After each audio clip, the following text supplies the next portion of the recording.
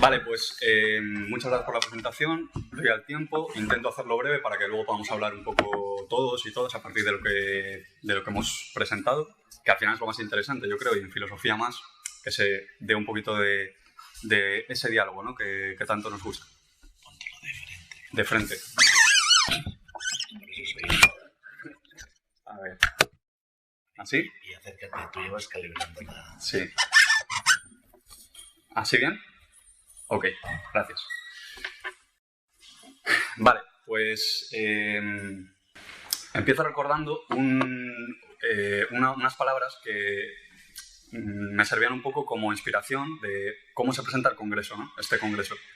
El tipo de desafíos críticos que afrontamos actualmente, medioambientales, epistemológicos, geopolíticos y económicos, y que tienen que ver con el mantenimiento de la vida, no pueden abordarse en justicia, sino a partir del diálogo de saberes y el intercambio de experiencias desde lo local y con la mirada puesta en lo global. Y muchas otras cosas interesantes, pero nos quedamos con esto, ¿no? Local-global es un par que me interesa, aunque no lo voy a abordar explícitamente, pero ya sabemos un poco en dónde estamos, y simplemente con presentar esta tensión, ¿no? Mi comunicación se titula Hacer polis, comillas, comillas, palabra griega que se suele traducir por ciudad, pero bueno, hacer polis al margen de la ciudad, la filosofía del jardín epicúreo como inspiración para las nuevas ruralidades. Cuando diga polis, no voy a querer decir ciudad en el sentido de 4 edificios o en el sentido de un poblado y Sócrates en medio de la plaza diciendo cosas. Me refiero no en ese sentido arquitectónico, sino en el sentido precisamente de Sócrates en el medio de la plaza diciendo cosas. Sócrates y todos los que le acompañaban y con todo el que se cruzaba y demás, como sabemos que es la filosofía, ¿no? La filosofía al final es ese impulso de diálogo, de debate, de disputa, de polémica que tienen unos vecinos en Atenas. O sea, a partir de ahí podemos ponerle ya todo lo que queramos después, pero digamos que ese es el impulso genuino, desde mi punto de vista, de lo que es la filosofía y de lo que es la filosofía política, porque incluso es redundante, la filosofía ya siempre se estuvo preguntando por la política. ¿Qué es la política? Aquello que trata sobre la polis. Poco más, ¿no? Ahí tenemos ya un poquito el juego. Vale, entonces, insisto, la polis no tanto como la ciudad, sino como el impulso, el problematismo, digamos, contemporáneamente de cómo gobernamos, cómo gestionamos esto. Eso sería, ¿no? ¿Por qué Epicuro? Bueno, ahora entraremos en materia. No soy especialista tampoco en el tema del que voy a hablar precisamente, o sea, no soy ni historiador, ni historiador de la filosofía, ni tampoco experto en Epicuro, ni nada por el estilo, sino que quiero hablar un poco más como vecino y como paisano y como amigo de la filosofía y como filósofo profesional, dicen, académicamente hablando, pero vamos, eso es lo de menos. La cuestión, me interesa el giro helenístico. El tiempo de Epicuro ya no es la Grecia clásica, sino es lo que se llama en historia el helenismo, ¿no? Muerto Alejandro, bueno, la gestión que hace Alejandro altera por completo toda la configuración de lo que había sido Grecia, de lo que había sido las polis griegas y demás, y estamos en otro mundo ya después, ¿no? Por eso le ponemos otro rótulo histórico, historiográfico. Entonces me interesa este momento porque normalmente se pinta Epicuro como un autor que se desinteresa de la política. Igual que todas las escuelas que vienen después de en este periodo, en el helenismo, ¿no? Los estoicos y compañía. Se desinteresan de la política. Sin embargo, lo que yo quiero defender y lo que lanzo como hipótesis, obviamente no es mía, es una hipótesis de lectura muy, muy conocida, es que no es que se desinteresen, es que ya no hay ciudad. Es decir, o sea, son unos filósofos que, les llamamos filósofos ahora, pero son unos tipos que después de Sócrates, Platón, Aristóteles y esa Atenas que tanta luz contiene todavía, ya no hay ciudad, ya no hay lo que había unos años atrás de salir a la plaza, placear, dialogar, cómo gestionamos esto, somos 4 vecinos, vamos a ver cómo... sobre todo había una autonomía de las ciudades, etcétera, que después de Alejandro ya es otra cosa, hay un imperio, es otra configuración política, con lo cual Epicuro, desde mi punto de vista y desde la lectura que yo hago, no es tanto que se desinterese de la política, sino que ya no tiene política que hacer. Y hace otra cosa, hace una ética de corte más privado, etc. Este sería un poco el tema, ¿no? ¿Cómo hacer polis, al margen de la ciudad? Esta sería una pregunta contemporánea que podemos hacer. Al final, toda la argumentación que traigo es un poco, se sostiene sobre la analogía entre el tiempo de Epicuro como un tiempo de problematismo de la ciudad y de ausencia incluso de la ciudad y de cancelación de la política y nuestro momento presente. Este es el asunto.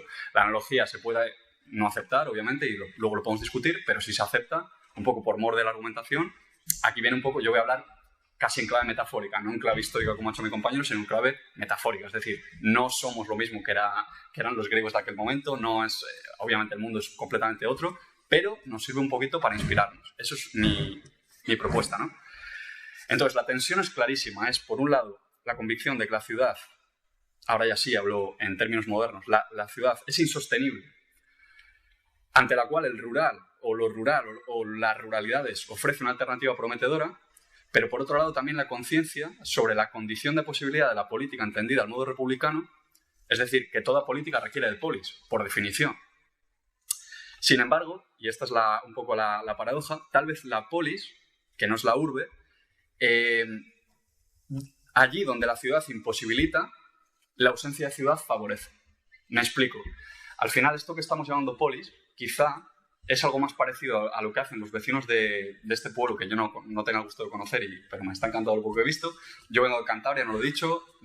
Allí cada valle es un mundo. Entiendo que en Asturias es un poco parecido. Galicia, o sea, tenemos unos territorios que, digamos, comparten esto un poco de que hay una política vecinal que ni los propios vecinos suelen llamar política, es un poco apañar y a ver cómo hacemos esto, aldeas sobre todo, o pueblos pequeñitos me refiero.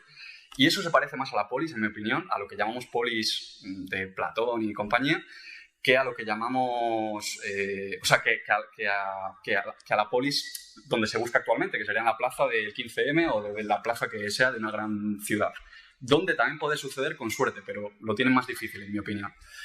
Entonces, la cuestión, la propuesta, es un poco imitar o inspirarnos en este gesto de Epicuro, ¿no? De fundar comunidad allí donde no hay, donde no queremos que haya o donde sencillamente ya no puede haber ciudad. Este es el punto. O sea, desde mi punto de vista, estamos en un momento en el que ya no es que podamos decidir. O sea, podemos decidir muchas cosas y obviamente ahora vamos a eso, pero lo que estoy intentando sugerir es que quizá nos encontramos en un panorama tan desolador como el que se encontraron, salvando todas las distancias, insisto, esta gente, estos filósofos tardíos ya del helenismo, que no tenían ya un sitio público al que acudir. Es muy sintomático que Epicuro, ya en Epicuro, lo que conocemos de Epicuro, no voy a entrar tanto en la filosofía de Epicuro en sentido positivo, de qué decía Epicuro. Vamos a decir un poquito de esto, pero no es lo importante, en mi opinión, o lo que quiero destacar. La cuestión es que Epicuro ya no hay diálogos, sino que hay cartas. Las cartas son una comunicación privada, es una cosa nueva para ese momento histórico, quiero decir. Simplemente como síntoma, ¿no? Luego también, bueno, lo conocemos por Lucrecio, el poema de Lucrecio, de la naturaleza, pero a lo que voy es que la unidad política en Epicuro, que normalmente se le llama ética, porque es una cuestión, se entiende, privada, insisto, porque no tienen otra cosa y no pueden hacer otra cosa en ese momento imperial, ¿no? En el que están, es el jardín, tan famoso, tan citado, tan conocido, el jardín, o tan poco conocido en realidad, el jardín Epicuro, en el que entraban esclavos, mujeres, prostitutas, eran todos iguales, porque cuando entraban ahí eran amigos, no eran ciudadanos ya. Estamos en una relación privada, ya no es salimos a la plaza, somos atenienses, hombres, propietarios, ¿no? Los que pueden hablar y todo eso, el resto no, y hablamos, hacemos política. Sino que en lo que encontramos en el jardín, todos somos iguales, todos aquellos que entramos somos iguales. Obviamente esto habría que estudiarlo con muchísimo detalle, pero insisto que estoy hablando en clave metafórica y como punto de inspiración, como suelo filosófico o filosófico político donde estamos desde mi punto de vista. Y entonces es eso, ¿no? Es como entender que la relación entre la política y la polis es de necesidad completamente, pero quizá podamos o debamos transitar otros caminos y aquí encontramos esta filosofía tan interesante, ¿no? Entonces, bueno, también el jardín en contraposición a la academia platónica, ¿no? La academia como algo muchísimo más reglado, ¿no? Y en el jardín nadie sabía muy bien lo que pasa. De hecho, están proscritos en toda la historia porque no se sabía muy bien, era una cosa temida, había mucho celo. Pero, sin embargo, seguramente fuera algo muchísimo más cercano a lo que podemos hacer cuando bajamos a la huerta o cuando llevamos a los niños al parque y hablamos con los vecinos o lo que sea, ¿no? O paseamos las vacas o cada uno el cómo se encuentra con nosotros de ese ámbito que conocemos más o menos aquí, por suerte, que es lo que llamamos rural. Entonces, lo que es interesante, yo creo, insisto, más allá podríamos hablar mucho de estas cuestiones que Epicuro propone, ¿no?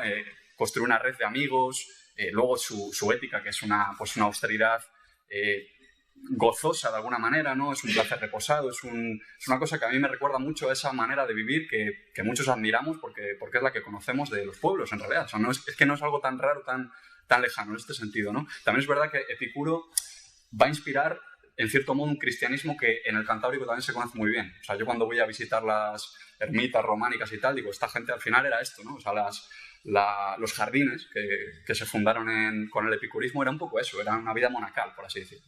Pero, digamos, anclada siempre en un tejido, digamos, tejido con el territorio, ¿no?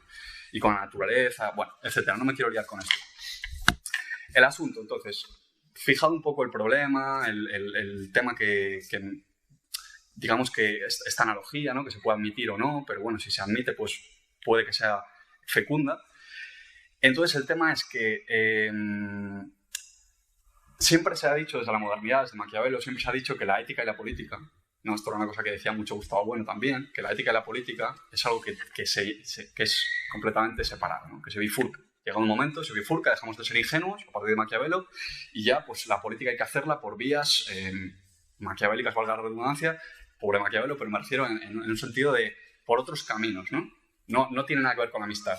Sin embargo, desde las coordenadas que yo estoy intentando esbozar, tiene todo que ver con la amistad. Es absolutamente dependiente de la amistad. O sea, yo lo aprendí bastante tarde, pero porque como muchos otros viví un poco me voy de mi pueblo porque no me gusta y luego lo redescubre ya adulto, ¿no? Y te das cuenta de que, joder, ahí estaba todo ya. O sea, en esa forma de hacer las cosas, de hecho, una pequeña anécdota personal, cuando estaba en Madrid haciendo el máster que hice, me pasaba por ciertos ámbitos donde se tejen, digamos, las ideas del Estado, donde está la élite intelectual del momento y tal, y al final lo que decían era que hay que hacer lo que ya sabemos hacer. O sea, es muy curioso, ¿no? Es que estaban descubriendo el Mediterráneo, descubriendo la pólvora una y otra vez de, no, y si montamos un huerto y si, no sé, cosas que es como, pues, de lujo, ¿sabes? Pero lo teníais siempre ahí, no nos quisisteis ni mirar, ¿no? Aquí hay un poco un orgullo del pueblo. Bueno, da igual.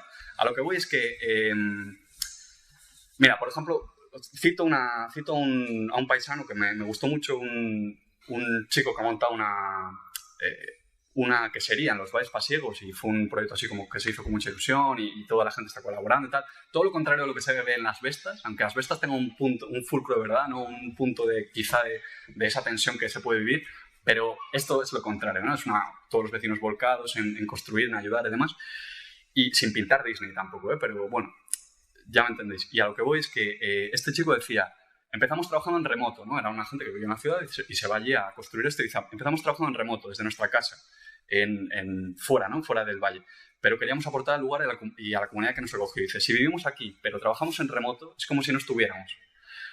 Así se pasa de tener pueblos a tener urbanizaciones en el monte. Me gustó muchísimo esto, ¿no? De los pueblos a las urbanizaciones en el monte. Es súper cool. Sabemos todos a qué nos referimos.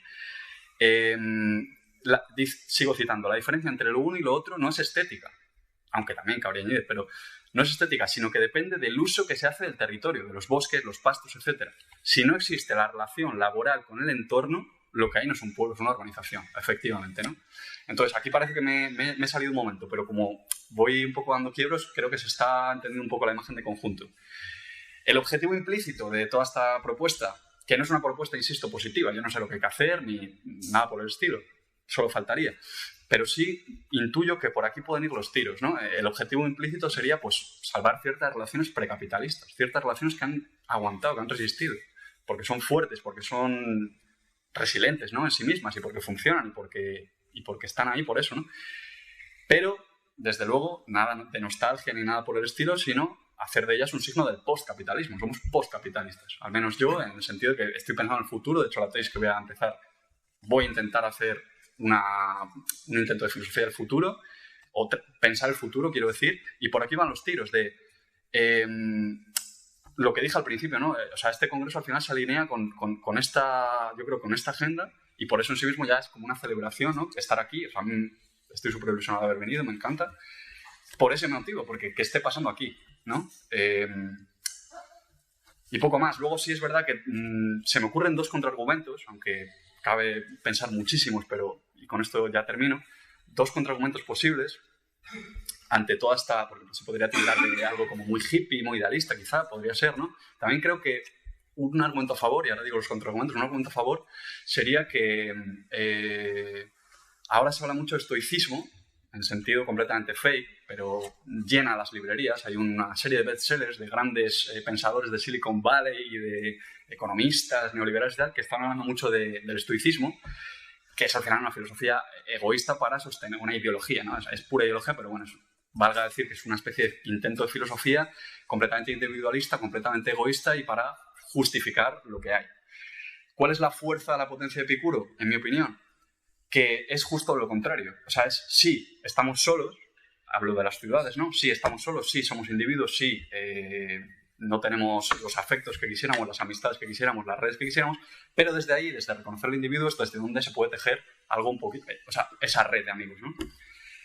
Contraargumentos posibles, y seguro que se os ocurren muchos otros, y con esto cierro, se podría decir que esto es una claudicación por parte del filósofo, en este caso yo, que está vendiendo aquí la moto de que estamos en una clara retirada. En plan, no podemos ocupar espacio público, no podemos hacer política, no podemos hacer nada.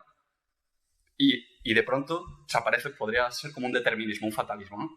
Yo creo que no, desde luego que no lo veo así. Creo que al contrario, creo que es una especie de futuro abierto. Epicuro, una de las cosas también interesantes que tiene es que es materialista, pero concede un amplio espacio a la libertad, bueno, más amplio, más estrecho, da igual, concede un espacio a la libertad, es decir, esto es importante, ¿no?